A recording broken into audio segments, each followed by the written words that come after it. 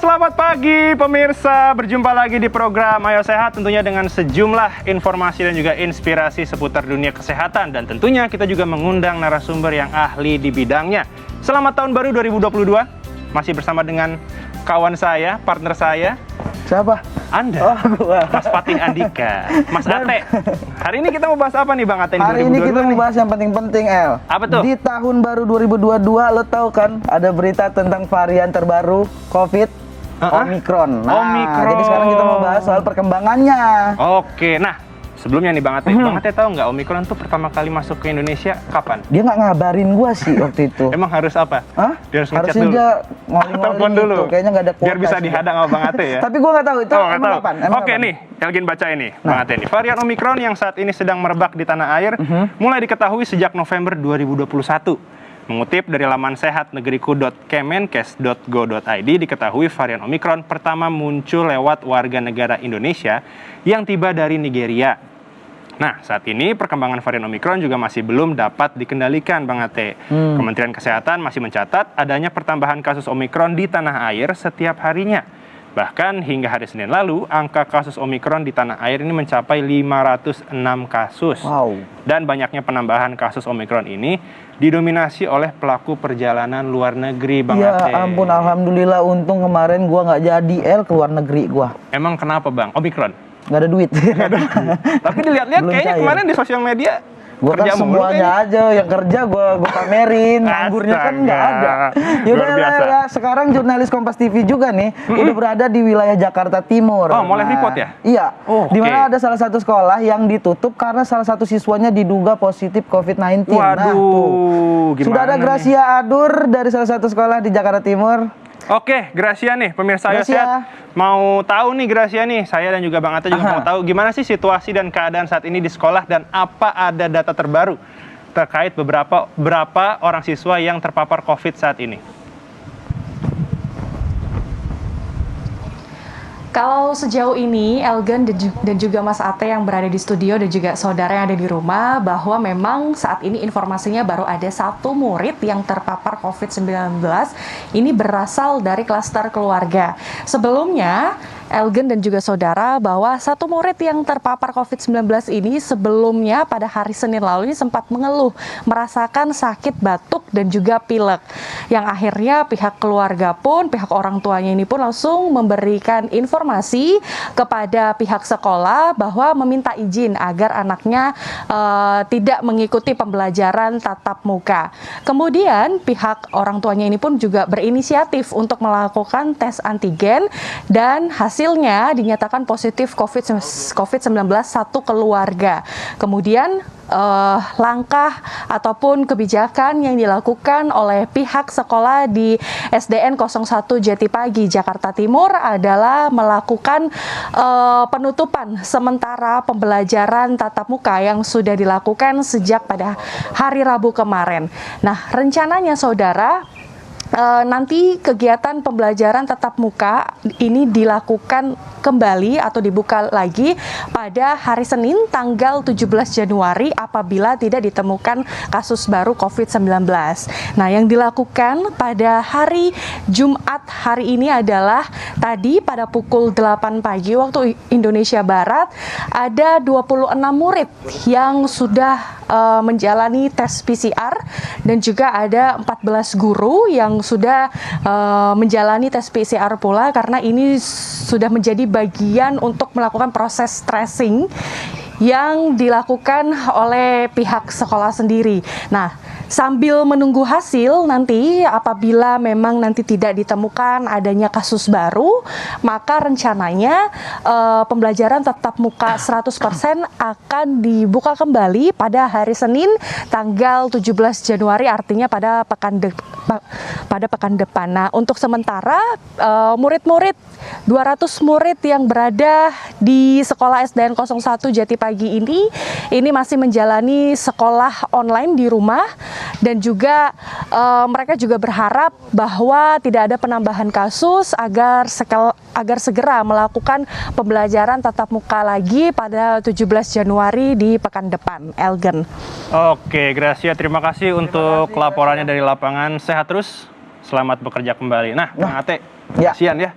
Harusnya udah banget bisa sekolah 100%, Itu tapi dia tuh. ternyata COVID-19 ini. Iya, gue pikir di 2022 udah hilang semuanya, ternyata Amin, malah ada amin, yang baru. amin. Mungkin nggak sekarang, Ya. tapi mungkin nanti akan hilang ya. Amin. Bang Ate, ini kan berarti Omikron ini harus dicegah ya Bang Ate ya? Iya dong, dicegah. Masa kita ini pelihara?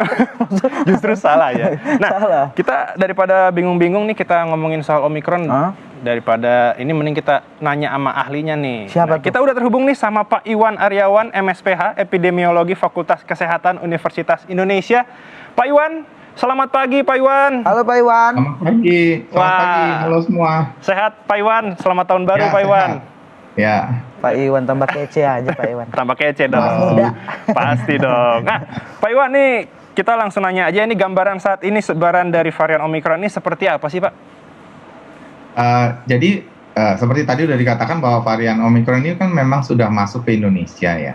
Nah, saat ini sebagian besar masih pelaku perjalanan luar negeri, tapi kan transmisi atau penularan di masyarakat Indonesia pun sudah ada gitu. Jadi kita memang perlu berhati-hati ya supaya dia tidak makin menyebar.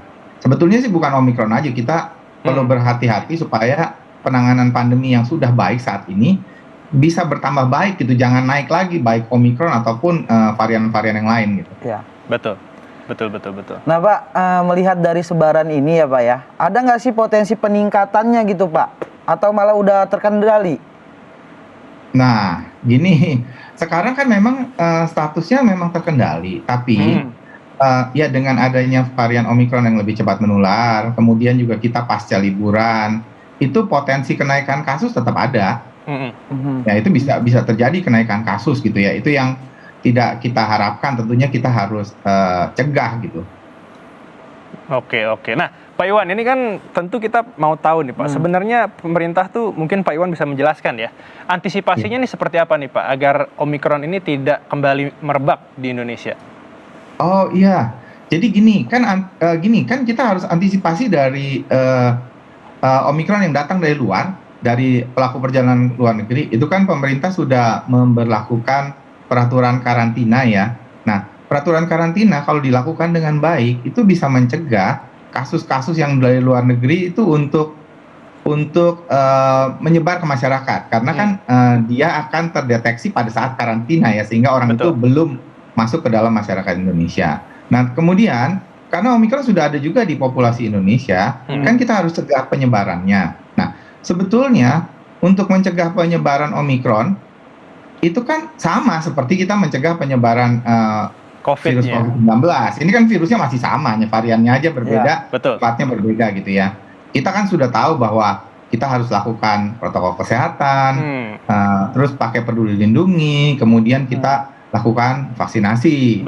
Bahkan sekarang kan vaksinasi untuk jaga-jaga, pemerintah sudah menetapkan vaksinasi booster nih sekarang gitu kan. Itu kan dalam rangka berjaga-jaga gitu. Bener. Oke lah, Pak Iwan, terima kasih nih untuk penjelasan soal sebaran Omikron di Indonesia ya. Terima kasih banyak Pak Iwan. Sehat terus, semoga kita bisa berbincang lagi di lain waktu, Pak Iwan. Nah, Bang Ate gitu, Bang Ate. Itu dia tuh. Protokol kesehatan. Terus harus jaga jarak lah, itu intinya kan ya. Vaksin yang paling vaksin. Nah, ini soal vaksin nih pemirsa. Kita usai jeda nih bakal bahas soal vaksin booster, Bang Ate. Itu dia tuh. Jadi jangan beranjak dulu, tetap di Ayo Sehat.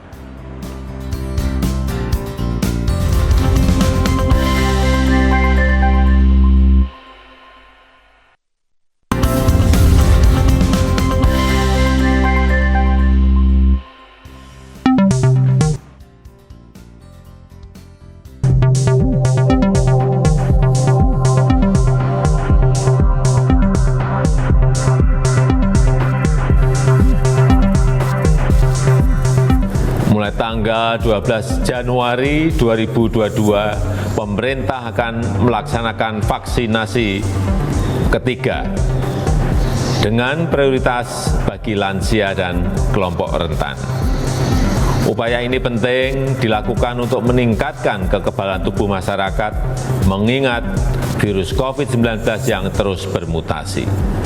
Untuk itu, saya telah memutuskan pemberian vaksin ketiga ini gratis bagi seluruh masyarakat Indonesia. Karena, sekali lagi, saya tegaskan bahwa keselamatan rakyat adalah yang utama. Nah, kembali lagi di program Ayo Sehat Pemirsa bersama dengan saya dan juga Bang Ate. Tadi sudah didengar, Bang Ate, kata Pak Presiden, mulai 12 Januari kemarin nih vaksin booster sudah disebarkan nih ke masyarakat. Udah disebarin ya, dan gratis tentunya. Gratis tuh penting tuh. Benar, dan semoga ini bisa ini ya Bang, mencegah varian baru Omikron nih. Jadi rencananya Bang Ate mau kapan nih vaksin? Ya, malah belum bisa dong gua. Bisa Bang. Lah, kata Pak Presiden lu dengar tuh, untuk lansia dan yang rentan. Emang gua rentan galau, cuman jangan beda ya. Nggak termasuk itu. Wah, nih Bang Ate, udah ada Ibu Nadia nih. Mana Ibu Nadia? Ini tuh. iya. Mending kita langsung nanya-nanya aja nih Langsung soal vaksin tanya aja. booster nih sama Bu Nadia Tarmizi. Ibu, selamat pagi Ibu Nadia. Pagi Ibu Nadia. Pagi Bang Ate. Ya. Sehat Ibu, selamat tahun baru Ibu. Selamat tahun baru, resolusi baru Indonesia bebas pandemi ya. Indonesia Amin. bebas pandemi. Amin, amin, amin. Nah, Ibu Nadia, ini kemarin kan pelaksanaan vaksin booster di hari pertama nih sudah dilakukan. Kira-kira sekarang apakah ada data nih sudah berapa orang yang sudah menerima vaksin booster, Bu? Ya, jadi memang kita ketahui vaksin booster ini kan kita fokuskan dulu untuk lansia khususnya dan masyarakat rentan. Artinya masyarakat yang memiliki komorbid ataupun seperti ibu hamil ya, juga masyarakat dengan kelainan atau menderita sakit imunitas. Nah, kemarin sudah tercatat hampir 6.900 lansia sudah mendapatkan vaksinasi dan ada 543 yang tergolong sebagai masyarakat rentan per 2 hari kemarin ya, 12 Januari dan 13 Januari.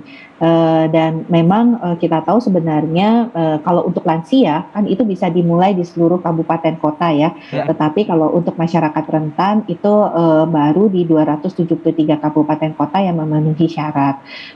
Dan itu adalah kabupaten kota yang sudah mencapai 70% dosis 1 untuk semua sasaran dan 60% untuk melaksanakan dosis 1 yang untuk lansia ya. Nah, jadi memang belum seluruh kabupaten kota melaksanakan vaksinasi booster sampai dengan hari kedua ini atau ini memasuki hari ketiga ya tentunya. Nah, Bu Nadia, mengenai target pemerintah nih dalam program vaksin booster ini itu kapan kira-kira akan disebarin seluruh Indonesia gitu?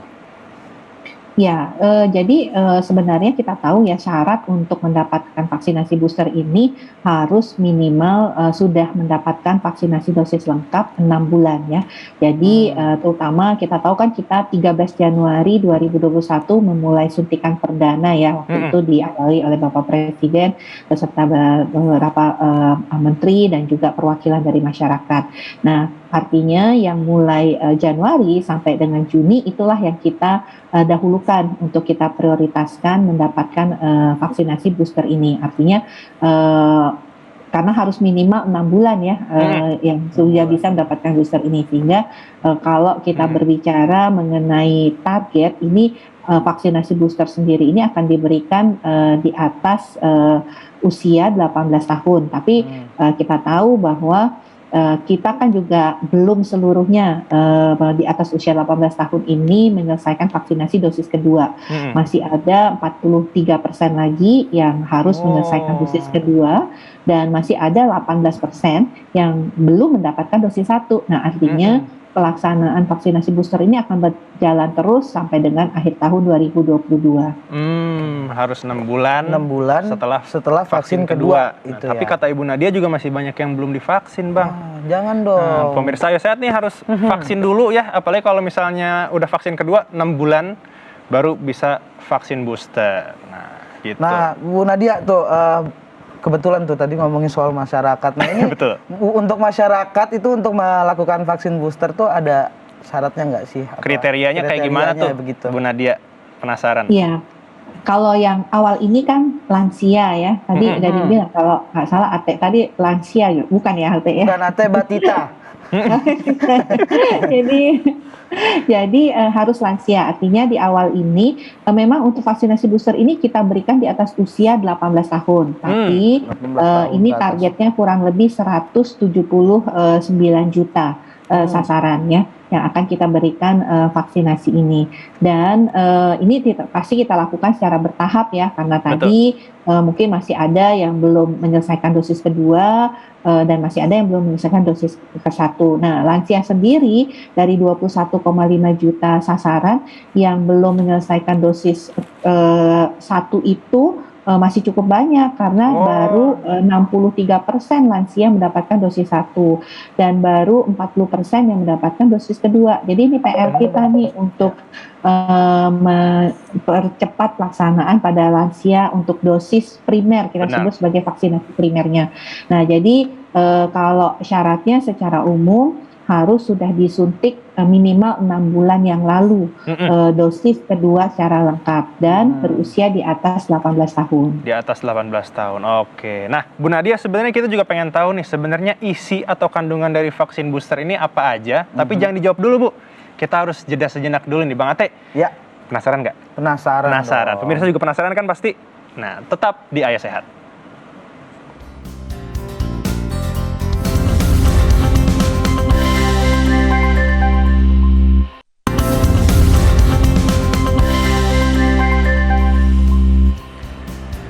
Ya, masih di Ayo Sehat, pemirsa, masih bersama dengan Mas Ate dan Ibu Siti Nadia Tarmizi, juru bicara vaksinasi COVID-19 Kementerian Kesehatan.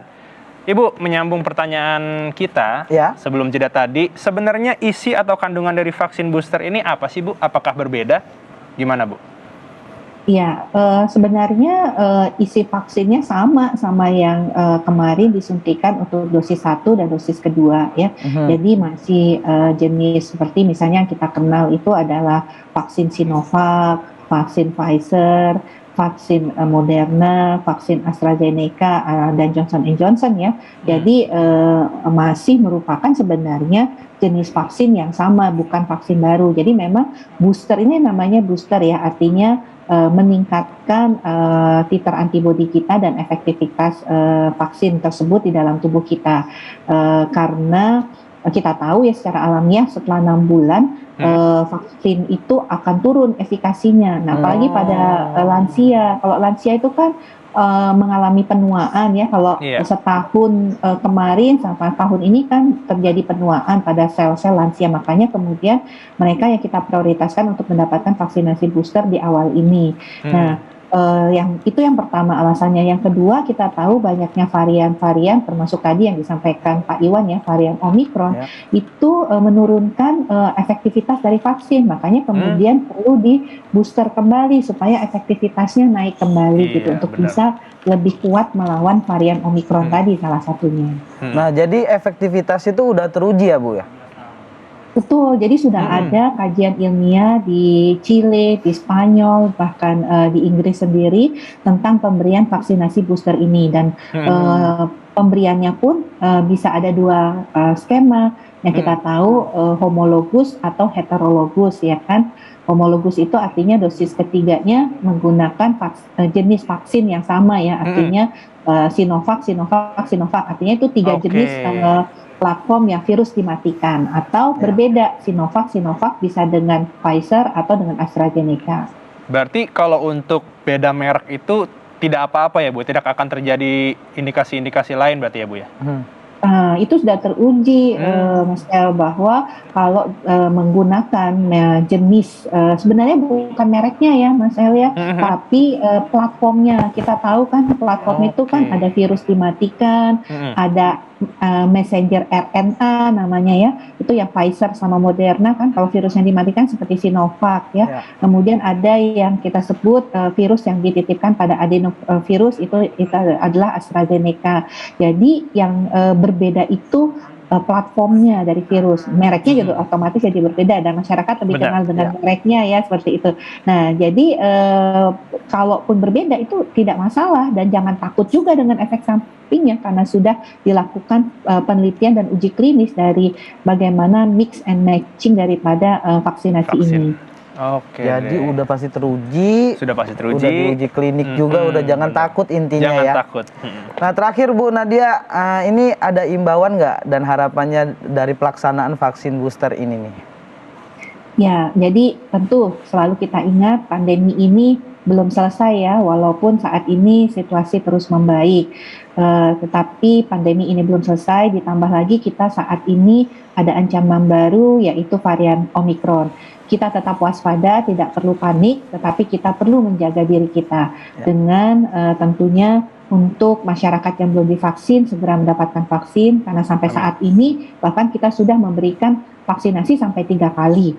Nah, vaksin ketiga ini diharapkan bisa diikuti oleh seluruh sasaran masyarakat untuk bisa memberikan tambahan proteksi kita khususnya melawan varian Omikron tadi. Jadi tetap disiplin protokol kesehatan dan segera vaksinasi, dan yang penting lagi nih, kalau ngerasa ada batuk pilek yang seperti flu biasa, segera testing karena bisa saja kita positif COVID bahkan Omikron, karena Omikron cenderung gejalanya sangat ringan.